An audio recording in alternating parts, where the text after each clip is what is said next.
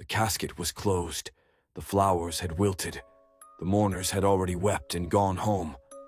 But then, the front door creaked open, and the man they buried walked in, mud on his shoes and a confused look in his eyes. I know what you're thinking. But it didn't just happen once. It's happened again, and again, and again. Tonight, we're diving into 10 real stories of people who were declared dead, buried or burned, mourned by their loved ones, and then came back. Not all of them were the same when they returned. Some weren't even human anymore. So light a candle, lock the door, and if you hear your name whispered during this video, don't answer. 1. The man who walked into his wake. It was a cold spring morning when Thomas Murphy walked into a church and found himself at his own funeral. At first, no one noticed him. The guests, family, friends, neighbors, were too lost in their grief to notice the man in the worn gray coat standing at the back, head tilted, eyes wide with confusion. He didn't recognize the coffin. Not exactly. But the name engraved on the bronze plaque chilled him to the bone. Thomas Murphy, his own.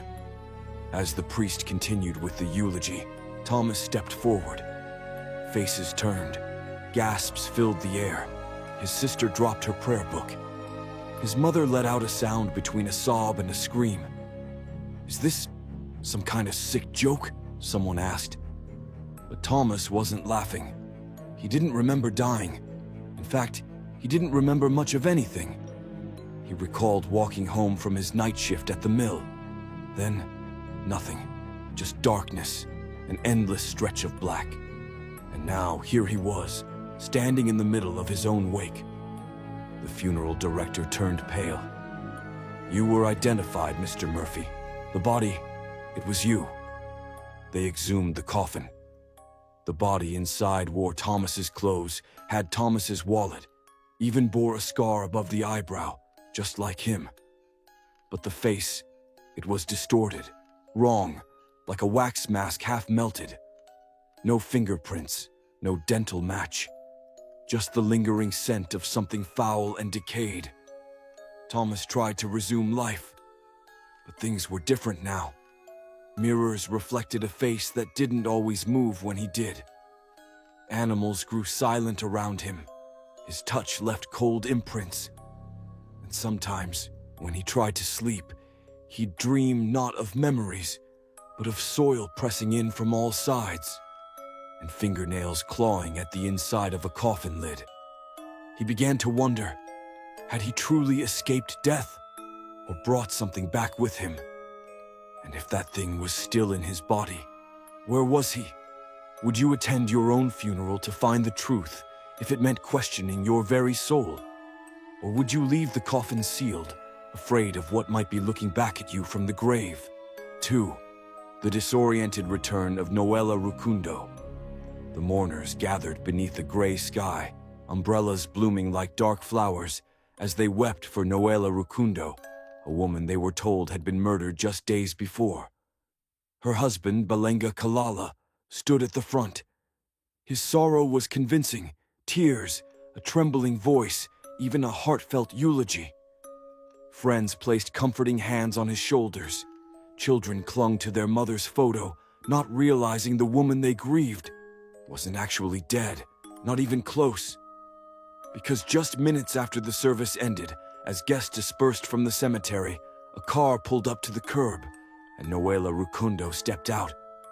Alive, standing, very much not buried. Her husband froze. His face went ashen. He took a step back and mumbled something incoherent. "Surprised to see me?" she asked, her voice eerily calm. Gasps erupted around them. One woman fainted. Another began to scream. But Noela didn't move. She just stood there, staring at the man who had paid to have her killed. Because yes, he had arranged it. While she was visiting her native Burundi, he hired hitmen to abduct and murder her. And for a time, she vanished. But fate, or something darker, intervened. The men didn't kill her. Instead, they confessed, told her everything. And then, in a twist even the dead might envy, they let her go. Noela contacted the police. She stayed hidden. And then, she came home, not to seek revenge, but to confront her killer, face to face. Witnesses say her presence felt wrong, not evil, but like something that shouldn't exist. Her skin cold, her voice flat, her smile empty. One neighbor later whispered, "She came back different." When authorities arrested Balenga, he claimed, "That's not her. That's a ghost. The real Noela is dead." But DNA proved otherwise. Still, some believe she didn't walk away from that abduction untouched, that something followed her out of the darkness, that in the space between life and death, something clung to her soul and refused to let go. If you returned from the edge of death, but everyone looked at you like you weren't quite human, would you question your sanity or theirs? 3. The Vietnamese teen who knocked during the service. It was supposed to be a final goodbye. The family sat in stunned silence, incense curling through the dim funeral parlor like a restless spirit. In a small village outside Ho Chi Minh City, mourners had gathered for 17-year-old Nguyen Van Nam, a teenager declared dead after a tragic motorcycle accident. The coffin was closed. His photo, framed in black, stared back from the altar. Cries rose softly in the background, his mother sobbing uncontrollably, the priest chanting prayers to guide his soul to the next world. Then came the knock. 3 dull thuds. Slow, measured, impossible. At first, no one reacted. Grief distorts reality. But then it came again. Knock, knock, knock, this time louder. From outside, the room froze. One uncle opened the door, expecting perhaps a late visitor. Instead, Nguyen stood there, breathing, alive, and drenched in sweat. Gasps turned into screams. His mother fainted. Others stumbled back in terror, as if seeing a ghost that hadn't quite remembered how to stay dead. Nguyen blinked, disoriented. "Why is everyone here?" he asked. "Why am I on that altar?" Because as far as they knew, he was already gone. His body had been found near a ravine after the accident, bruised, bloody, unresponsive. The hospital even issued a death certificate. They never opened the casket again. There had been no reason to doubt it. Until now, he claimed he'd been unconscious for 2 days, trapped somewhere dark, cold, alone. "I heard prayers," he said, "but they were far away, and the voices didn't sound human." When they opened the casket, the truth became even more chilling. It was empty, not a body, not a trace of him. Just the pillow and deep scratches inside the lid, as though someone or something had been trying to claw its way out. The hospital insisted it was a clerical error, a body switch, nothing supernatural. But in the village, whispers still circulate. That Nguyen died, that he was claimed by something in the dark. And when the prayers reached him, it wasn't just him who came back. If your own funeral was already underway, and you woke up in time to stop it, what would you fear more? Being buried alive, or realizing that you weren't the only one who returned? The Mexican man who watched his burial on TV. It was a quiet afternoon in Veracruz when Alfonso Gonzalez flicked on the old television in his living room. He was just back from a long shift, dusty, tired, craving silence.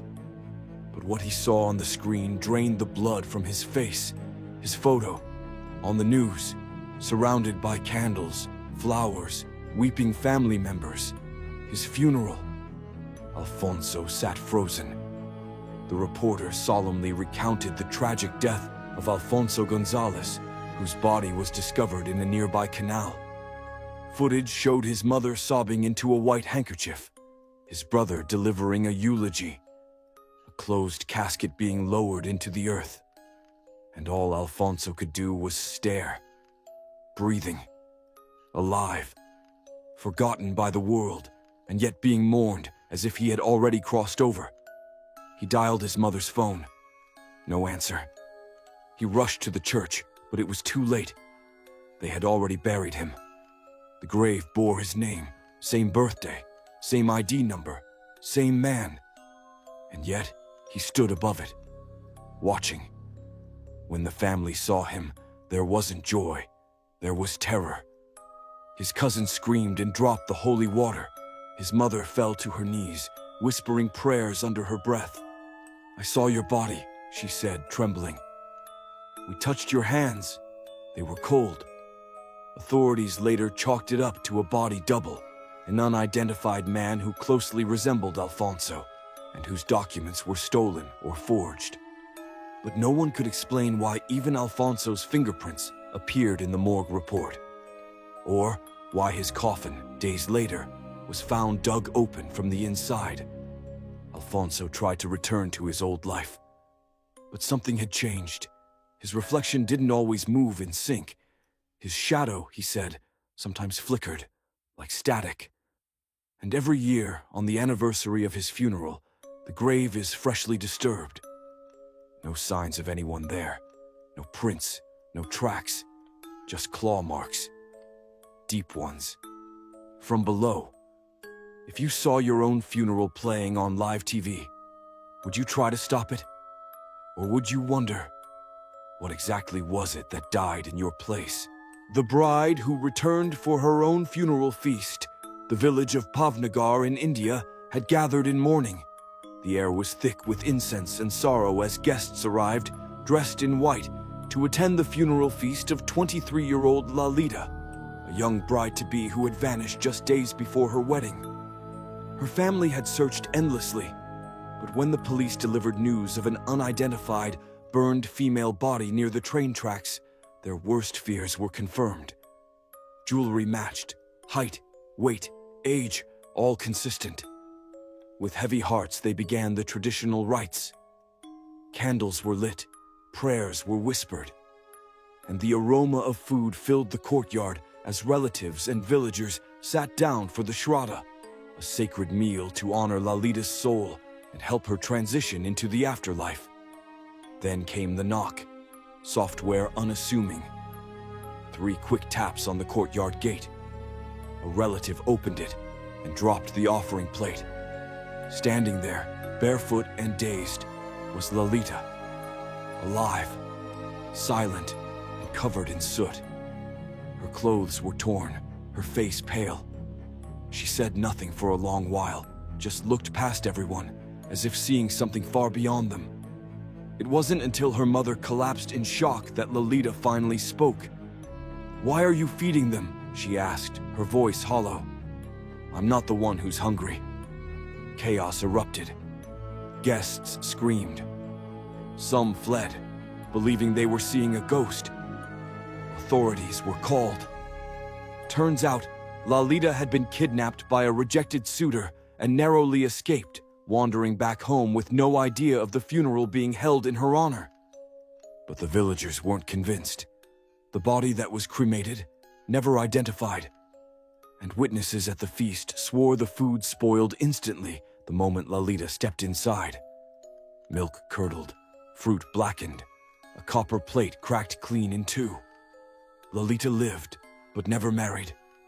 She spent her days in silence, sitting by the window, staring into the distance, waiting. If someone returned from the dead to interrupt their own funeral, would you welcome them back? Or wonder who or what just walked through your door? 6. The Irishman who laughed from inside the casket. It was a grey, drizzling afternoon in Kilmanagh, Ireland, when mourners gathered around the fresh grave of Shay Bradley, a beloved army veteran known for his humor and heart. Bagpipes played a mournful tune as his flag-draped coffin was slowly lowered into the earth. Heads bowed, tears fell. The priest spoke final words over the casket. Then, as the first handful of soil hit the wooden lid, a knock from inside the coffin. "Hello? Hello? Let me out! cried a voice, muffled but unmistakably alive. The crowd froze, gasps, screams. Someone dropped a rosary. Then came laughter, a booming, unmistakable Irish cackle. "It's dark in here. Is that the priest I hear? This is Shay. I'm in the box." Panic turned to confusion, then to stunned laughter. Because Shay Bradley, ever the prankster, had recorded the message months before his death and planned it with his family. A speaker had been hidden beside the coffin, his final joke, a parting gift to make them laugh through their tears. Some say it was brilliant, others weren't so sure. One mourner swore he saw something move in the fog beyond the cemetery wall. Another claimed the speaker clicked twice after the message ended, even though it was supposed to stop on its own. And late that night, Shay's daughter posted a photo of his grave online with a simple caption, "He's still with us." The next morning, the image had changed. Not edited, not filtered, changed. Because in the corner of the photo, just barely visible, was a face reflected in the polished headstone, grinning. If a voice called out from a grave, would you laugh or listen closer? What if it wasn't a prank, but a warning? 7. The shadow in the mirror at the funeral home. The Peterson Funeral Home in Savannah, Georgia, was known for its southern charm, white columns, antique fixtures, and a long wall of ornate Victorian mirrors. But after hours, staff whispered about one mirror in particular.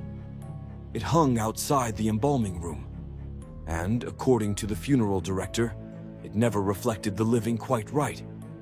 In 2019, a young mortician named Ellie was preparing a body for a closed casket service, a man who had died in a car crash. The air was cold and still, the silence broken only by the ticking of an old grandfather clock in the hallway. She turned to check her hair in the mirror before leaving the room, and froze, because someone else was standing behind her in the reflection. Tall, motionless, cloaked in black, featureless. She spun around, no one there. She turned back to the mirror. It was still there, watching. Terrified, she ran. The next morning, she told her manager, who didn't laugh, didn't even blink. He simply sighed and asked, "Was it looking at you, or the casket?" They later reviewed the hallway camera. Ellie's reflection. Normal. But the timestamp showed the clock on the wall had stopped for exactly 13 minutes, the same amount of time she said she was paralyzed in front of the mirror. Weeks later, a mourner attending a service at the same funeral home snapped a photo in the hallway. She wanted to capture her dress in the big mirror, but what she caught was not herself. A figure stood next to her, pale hands folded, its head tilted slightly forward as if to peer into the lens. There was no one else there. Would you dare look into a mirror at a funeral home, knowing something might be looking back? And worse, what if it wasn't a reflection, but a memory? 8. The boy who came home after the burial. In a small village near Kolkata, India, grief hung heavy in the humid air. 8-year-old Raju had vanished near the riverbank, and after 3 days of frantic searching, a bloated body was found downstream.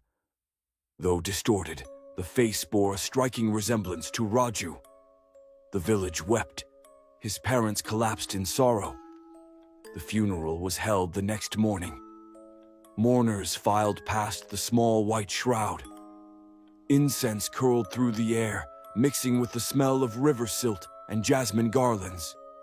Prayers were whispered. A body was burned, ashes scattered.